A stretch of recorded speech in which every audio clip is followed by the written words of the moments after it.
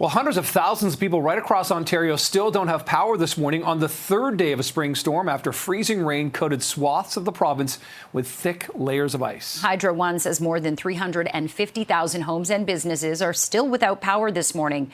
The freezing rain led to a buildup of ice on trees and branches, which then came crashing down on power lines. OPP say warming centers opened in Orillia and Tay Township, which are among the hardest hit areas of central Ontario. And of course, for the very latest on the situation in Barrie and beyond, we're joined live this morning by CTV's Rob Cooper. Rob, good to talk to you again. It's just been a couple of weeks since we last chatted. But what's the situation this morning like in Barrie? Good morning to you, Nick and Jennifer.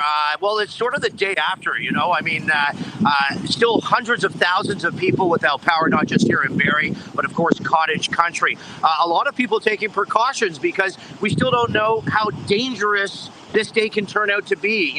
The temperature is warmer. The ice you see on the trees right now on your screen pretty much gone as the temperature warmed up overnight, but still very treacherous.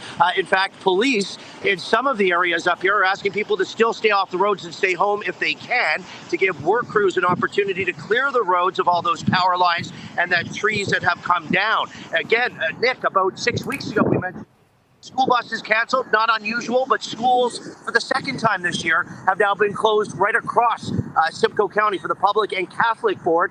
Power outages, inability to get kids into school to get those buses on the roads, very much a big concern. The biggest safety issue today is Hydro and police want people to know to stay away from those down power lines. They can be extremely dangerous. A minimum of 10 feet, we're being told to stay away if you do see them down. Yeah. Okay. So essentially, Robert, are people just kind of hunkering down at home? Have you spoken to anyone? Are they going anywhere, or are they just waiting for power to be restored? And do we have an estimate of when some power might return?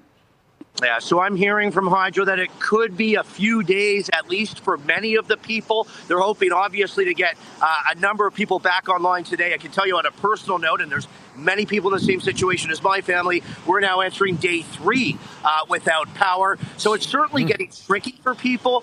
If you don't have power, if you do have trees and lines blocking your ability to get out of the house, people are staying home and working from home today.